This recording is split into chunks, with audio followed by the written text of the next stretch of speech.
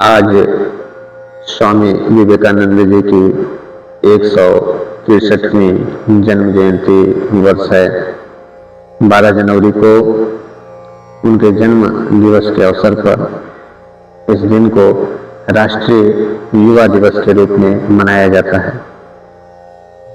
स्वामी जी ने भारतीय संस्कृति को विश्व भर में स्थापित किया और युवाओं को अपने कर्तव्यों के प्रति जागरूक किया।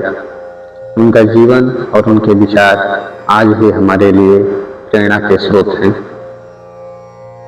विवेकानंद जी को एक देशभक्त सन्यासी के रूप में माना जाता है। युवा दिवस के इस शुभ अवसर पर स्वामी जी का संक्षिप्त जीवन परिचय प्रस्तुत है। स्वामी जी वेदांत के विख्यात और प्रभावशाली आध्यात्मिक गुरु थे।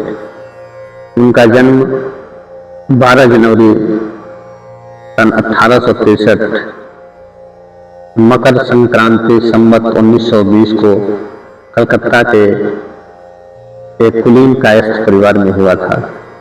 उनका औपचारिक नाम नरेंद्रनाथ दत्त था। पिता विश्वनाथनाथ दत्त कलकत्ता हाईकोर्ट में एक प्रसिद्ध वकील थे। दुर्गाचरण दत्त संस्कृत और फारसी के विद्वान थे। उन्होंने अपने परिवार को 25 वर्ष की आयु में छोड़ दिया और साधु बन गए। उनकी माता भुवनेश्वरी देवी धार्मिक विचारों की महिला थी। उनका अधिकांश समय भगवान शिव की पूजा अर्चना में ही व्यतीत होता था। नरेंद्र के पिता और उनकी मां के धार्मिक, प्रगतिशील व तर्क संगत रवैये ने उनकी सोच और व्यक्तित्व को आकार देने में सहायता की। बचपन से ही नरेंद्र अत्यंत कुशाग्र बुद्धि के थे और नटखट भी थे। अपने साथी बच्चों के साथ वे खूब शरारत करते और मौका मिलने पर अपने अध्यापकों के साथ भी शरारत करने से नहीं चूकते थे। उनके घर में नियम पूर्वक रोज पूजा पाठ होता रहता था। धार्मिक प्रवृत्ति के होने के कारण माता भुवनेश्वरी देवी को पुराण, रामायण, महाभारत आदि की कथा सुनने का बहुत शौक था। कथावाचक बराबर उनके घर आया करते थे। नियमित रूप से भजन कीर्तन भी उनके घर होता रहता था।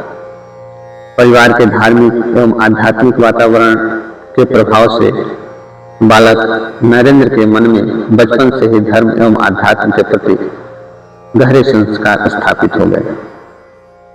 माता पिता के संस्कारों और धार्मिक वातावरण के कारण बालक के मन में बचपन से ही ईश्वर को जानने और उसे प्राप्त करने की लालसा दिखाई देने लगी।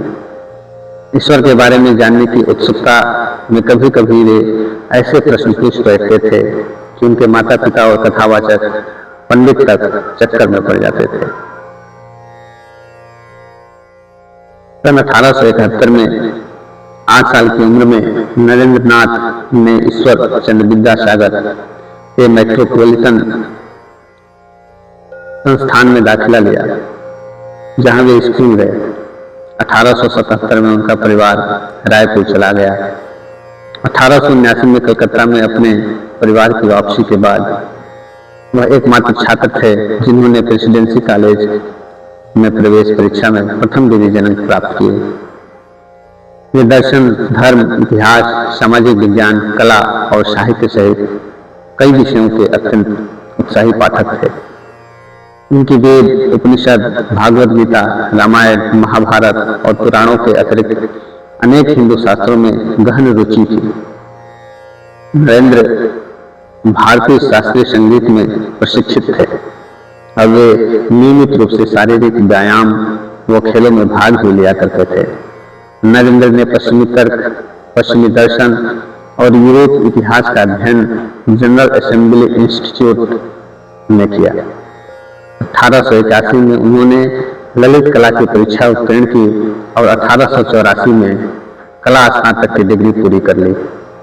नरेंद्र ने David Hume, Immanuel Kant, Johann Gottlieb, Fichte, Baruch Spinoza, George W.H. Hegel आदि के कामों का अध्ययन किया। उन्होंने सस्पेंस की किताब एजुकेशन का बंगाली में अनुवाद भी किया। वे हर्बर्ट स्पेंसर के विकासवाद से काफी मोहित थे। पश्चिमी दार्शनिकों के अध्ययन के साथ ही उन्होंने संस्कृत ग्रंथों और बंगाली साहित्य को भी सीखा। नरेंद्र वास्तव में एक जीनियस व्यक्ति थे।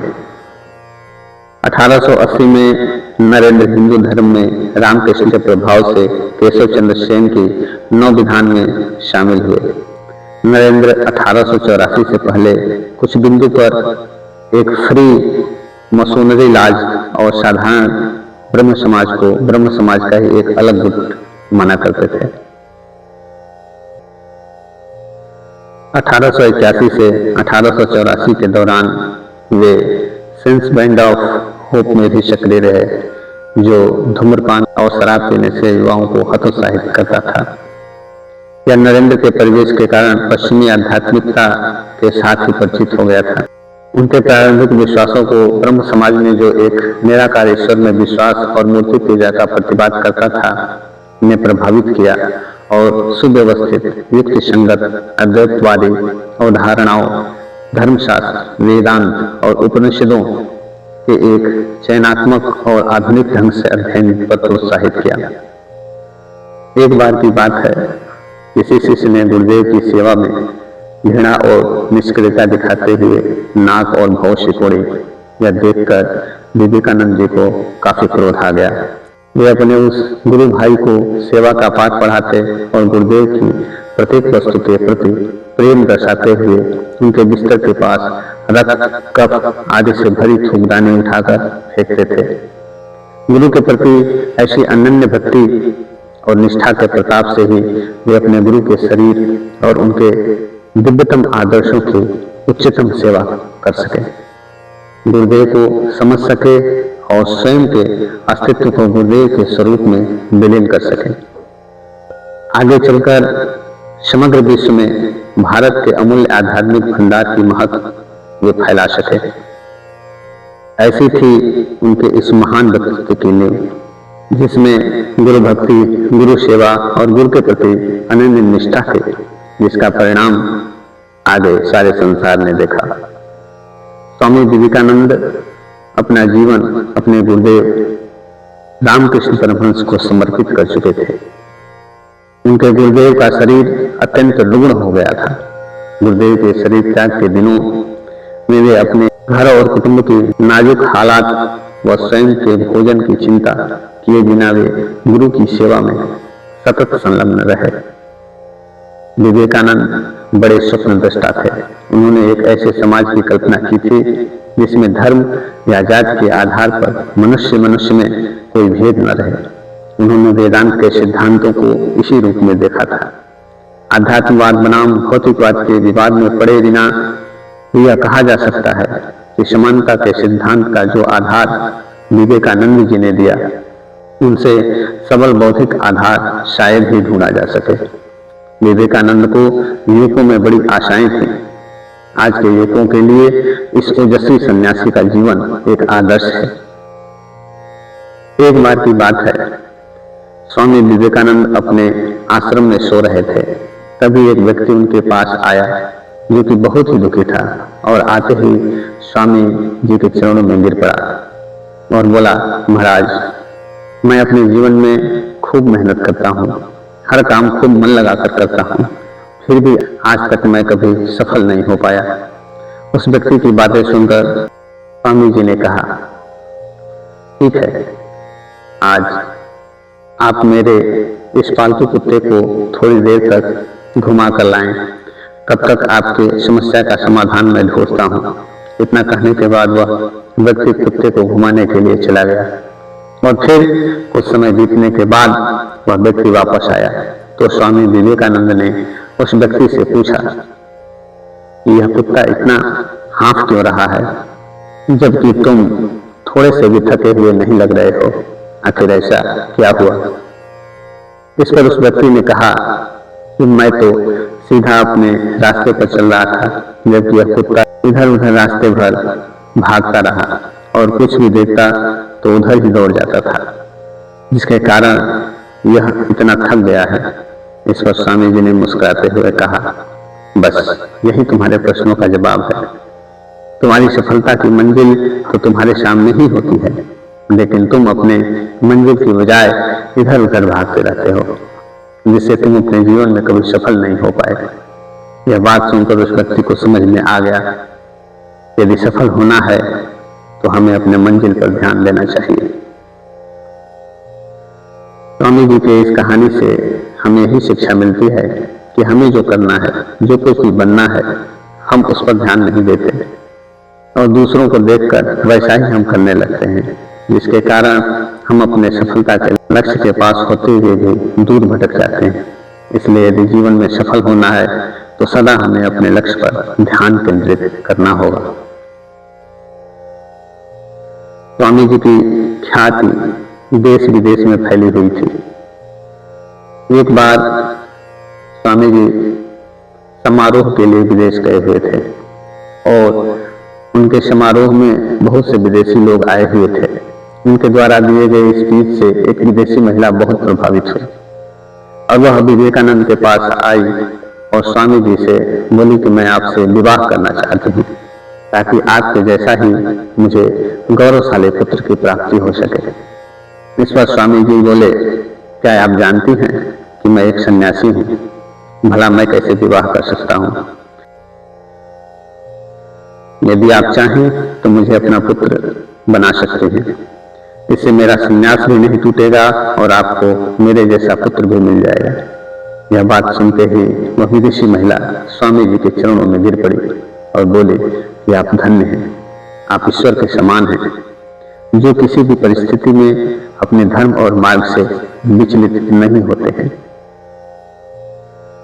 25 वर्ष की अवस्था में नरेंद्र ने गेरुआ वस्त्र धारण कर लिए थे।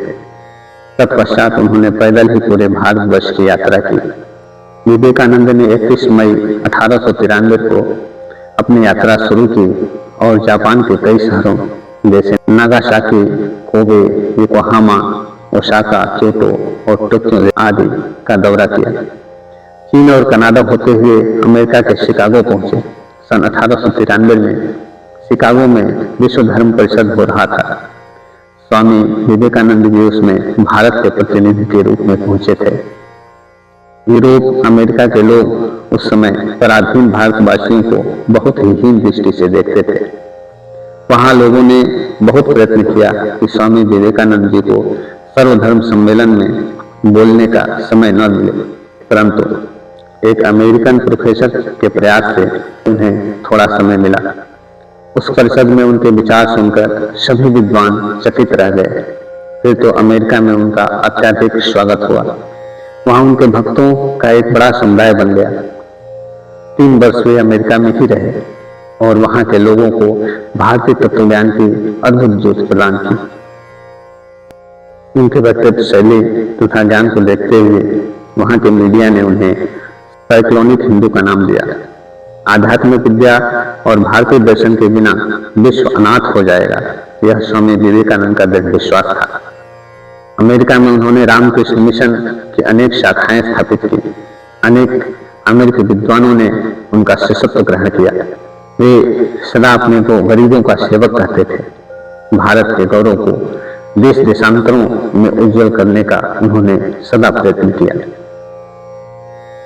अमेरिका के शिकागो शहर में हुए विश्व धर्म सम्मेलन में स्वामी जी द्वारा दिए गए संक्षिप्त उद्बोधन प्रस्तुत है।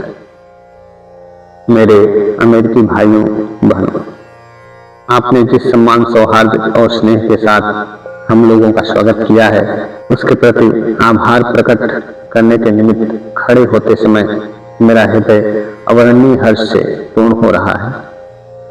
संसार में सन्यासियों की सबसे प्राचीन परंपरा की ओर से मैं आपको धन्यवाद देता हूँ। धर्म की माता की ओर से धन्यवाद देता हूँ और सभी संप्रदायों एवं मतों के कोटि कोटि हिंदुओं की ओर से भी मैं धन्यवाद देता हूँ। मैं इस मंच से बोलने वाले उन कतिपय वक्ताओं के प्रति भी धन्यवाद ज्ञापित करता हूँ, जिन्होंने प्राची के प्रतिनिधियों का उल्लेख करते समय आपको यह बतलाया है कि सुदूर देशों कि ये लोग सहिष्णुता का भाव विविध देशों में प्रचलित करने के गौरव का दावा कर सकते हैं। मैं एक ऐसे धर्म का अनुयायी होने में गर्व का अनुभव करता हूँ, जिसने संसार को सहिष्णुता तथा सार्वभौम स्वीकृत दोनों की ही शिक्षा दी है। हम लोग सब धर्मों के प्रति केवल सहिष्णुता में ही विश्वास नहीं करते, वरन समस्त धर्मों को सच्चा मानकर उसे स्वीकार भी करते हैं। मुझे ऐसे देश का व्यक्ति होने का अभिमान है जिसने इस पृथ्वी पर समस्त धर्मों और देशों के उत्पीड़ितों और शरणार्थियों को आश्रय दिया है। मुझे आपको यह बतलाते हुए गर्व होता है कि हमने अपने वक्ष में इन यहूदियों के विशुद्धतम अवशिष्ट को स्थान दिया था, जिन्होंने दक्षिण भारत आकर उसी वर्ष शरण ली थी, जिस वर्ष उनका पवित्र मंदिर रोमन जाति के अत्याचार से धूल में मिला दिया गया था। ऐसे धर्म का अनुयायी होने में मैं गर्व का अनुभव करता हूँ, जिसने महान जरथुस्त्र जाति के अवशिष्ट अंश को शरण दी और जिसका पालन वह अब तक कर रहा है। सांप्रदायिकता, हठ धर्मिता और उसकी विभत्स वंश धर्मांधता इस सुंदर पृथ्वी पर बहुत समय तक राज्य कर चुकी है। ये पृथ्वी को हिंसा से भरती रही है, वह उसको बारंबार मानवता के रक्त से नहलाती रही है, सभ्यताओं को ध्वस्त करती हुई पूरे देशों को निराशा के गर्त में डालती रही है। यदि विभत्स दानवी शक्तियां न होती तो मानवीय समाज आज की अवस्था से कहीं अधिक उन्नत हो गया होता, पर अब उसका समय आ गया है और मैं आंतरिक रूप से आशा करता हूँ कि आज सुबह इस सभा के सम्मान में जो घंटा ध्वनि हुई है वह समस्त धर्मांधता, तलवार व लेखनी के द्वारा होने वाले सभी उत्पीड़नों का तथा एक ही लक्ष्य की ओर अग्रसर होने वाले मानवों की पारस्परिक कटुता का मृत्यु निनाद सिद्ध हो। इस प्रकार स्वामी जी अमेरिका में अपने ओजस्वी भाषण देकर के बहुत सारे लोगों को प्रभावित किया तथा 3 वर्ष तक वहां रहकर भारतीय धर्म एवं संस्कृति का प्रचार प्रसार करते रहे। उन्होंने 39 वर्ष के संक्षिप्त जीवन काल में जो काम कर गए वो आने वाले अनेक शताब्दियों तथा पीढ़ियों का मार्गदर्शन करते रहेंगे। 30 वर्ष की आयु में स्वामी जी ने शिकागो अमेरिका के विश्व धर्म सम्मेलन में हिंदू धर्म का प्रतिनिधित्व किया और उसे सार्वभौमिक पहचान दिलवाई। गुरुदेव रवींद्रनाथ ठाकुर ने एक बार कहा था, यदि आप भारत को जानना चाहते हैं तो विवेकानंद को पढ़िए, उनमें आप सब कुछ सकारात्मक ही पाएंगे, नकारात्मक कुछ भी नहीं। रोमा रोला ने उनके बारे में कहा था, उनके द्वितीय होने की कल्पना करना भी असंभव है। वे जहां भी गए सर्वप्रथम ही रहे। हर कोई उनमें अपने नेता का दिग्दर्शन करता था। वे ईश्वर के प्रतिनिधि थे और सब पर प्रभुत्व प्राप्त कर लेने में महारत हासिल था उन्हें। हिमालय प्रदेश में एक बार एक अनजान यात्री उन्हें देखकर ठिठक कर रुक गया और आश्चर्यपूर्वक चिल्ला उठा, शिव! यह ऐसा हुआ मानो उस व्यक्ति के आराध्य देव ने अपना नाम उनके माथे पर लिख दिया हो। वे केवल संत ही नहीं, एक महान देशभक्त, वक्ता, विचारक, लेखक और मानव प्रेमी थे। अमेरिका से लौटकर उन्होंने देशवासियों का आह्वान करते हुए कहा था, नया भारत निकल पड़े, मोची की दुकान से, भरगुंजे की भांट से, कारखानों से, हाट से, बाजार से निकल पड़े, झाड़ियों जंगलों से, पर्वत पहाड़ों से। और जनता ने स्वामी जी की पुकार का उत्तर दिया। वह गर्व के साथ निकल पड़े। महात्मा गांधी को आजादी की लड़ाई में जो जन समर्थन मिला वह विवेकानंद के आह्वान का ही फल था। इस प्रकार वे भारतीय स्वतंत्रता संग्राम के लिए प्रमुख प्रेरणा स्रोत थे। उनका विश्वास था कि पवित्र भारतवर्ष धर्म एवं दर्शन की पुण्य भूमि है। यही बड़े बड़े महात्माओं व ऋषियों का जन्म हुआ है। यही संन्यास एवं त्याग की भूमि है तथा यही आदिकाल से लेकर आज तक मनुष्य के लिए जीवन के सर्वोच्च आदर्श एवं मुक्ति का द्वार खुला हुआ है। उनके कथन, उठो, जागो, स्वयं जागकर औरों को जगाओ, अपने नर जन्म को सफल करो और तब तक नहीं रुको जब तक कि लक्ष्य प्राप्त न हो जाए। उन्होंने कहा था कि मुझे बहुत से युवा सन्यासी चाहिए जो भारत के ग्रामों में फैलकर देशवासियों की सेवा में खप जाएं। उनका यह सपना पूरा नहीं हुआ। विवेकानंद पुरोहितवाद, धर्म आडंबरों, कठमुल्लापन और रूढ़ियों के सख्त खिलाफ थे। उन्होंने धर्म को मनुष्य की सेवा के केंद्र में रखकर आध्यात्मिक चिंतन किया था। उनका हिंदू धर्म अटपटा, लिजलिजा और वायवीय नहीं था। उन्होंने यह विद्रोही बयान दिया था कि इस देश के 33 करोड़ भूखे, दरिद्र और कुपोषण के शिकार लोगों को देवी देवताओं की तरह मंदिरों में स्थापित कर दिया जाए और मंदिरों से देवी देवताओं की मूर्तियों को हटा दिए जाए। उनका यह कालजयी आह्वान 21वीं सदी के पहले दशक के अंत में एक बड़ा प्रश्नवाचक चिन्ह खड़ा करता है। उनका इस आह्वान को सुनकर पूरे पुरोहित वर्ग की जिंदगी बदल गई थी। आज कोई दूसरा साधु तो क्या सरकारी मशीनरी भी कभी अवैध मंदिर की मूर्ति हटाने का जोखिम नहीं उठा सकते।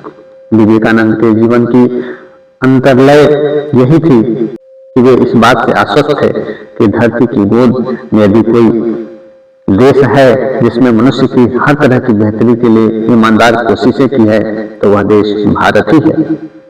उन्होंने पुरोहितवाद, ब्राह्मणवाद, धार्मिक कर्मकांड और रूढ़ियों की खिल्ली भी उड़ाई और लगभग आक्रमणकारी भाषा में ऐसे विसंगतियों के खिलाफ युद्ध भी किया। उनकी दृष्टि में हिंदू धर्म के सर्वश्रेष्ठ चिंतकों और विचारों का निचोड़ पूरी दुनिया के लिए अब भी ईर्ष्या का विषय है। स्वामी जी ने संकेत दिया था कि विदेशों में भौतिक समृद्धि तो है और उसकी भारत को जरूरत भी है, लेकिन हमें याचना नहीं करनी चाहिए। हमारे पास उससे ज्यादा बहुत कुछ है जो हम पश्चिम को दे सकते हैं और पश्चिम को उसकी विशाखता जरूरत है। यह स्वामी विवेकानंद जी का अपने देश के धरोहर के लिए दम्भ और बड़बोलेपन नहीं था। यह एक वेदांती साधु की भारतीय सभ्यता और संस्कृति की तटस्थ, वस्तुपरक और मूल्यगत आलोचना थी। 20वीं सदी के इतिहास में बाद में उसी पर मुहर लगाई।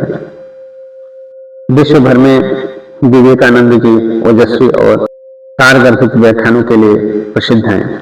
जीवन के अंतिम दिन उन्होंने शुक्ल यजुर्वेद की व्याख्या की और कहा, एक और विवेकानंद चाहिए, यह समझाने के लिए कि इस विवेकानंद ने अब तक क्या किया। उनके शिष्यों के अनुसार जीवन के अंतिम दिन 4 जुलाई सन 1902 को भी उन्होंने अपनी ध्यान करने की दिनचर्या को नहीं बदला और प्रातः 2-3 घंटे ध्यान किया और ध्यान अवस्था में ही अपने ब्रह्मरंध्र को भेद कर महासमाधि ले ली। बेलूर में गंगा तट पर चंदन की चिता पर उनकी अंत्येष्टि की गई। इसी गंगा तट के दूसरी ओर उनके गुरु स्वामी रामकृष्ण परमहंस का 16 वर्ष पूर्व अंतिम संस्कार हुआ था। उनके शिष्यों और अनुयायियों ने उनकी स्मृति में वहां एक मंदिर बनवाया और समूचे विश्व में विवेकानंद तथा उनके गुरु रामकृष्ण परमहंस के संदेशों के प्रचार के लिए 130 से अधिक केंद्रों की स्थापना की। उनका एक प्रसिद्ध कथन था, उठो, जागो और लक्ष्य की प्राप्ति तक मत रुको। हमारे YouTube चैनल अध्यात्म को सब्सक्राइब करें और वीडियो पसंद आए तो लाइक करें। वीडियो को आप अपने दोस्तों व मित्रों के साथ शेयर करें और बेल आइकन दबाना ना भूलें जिससे आगे की गतिविधियां प्राप्त हो सके। धन्यवाद।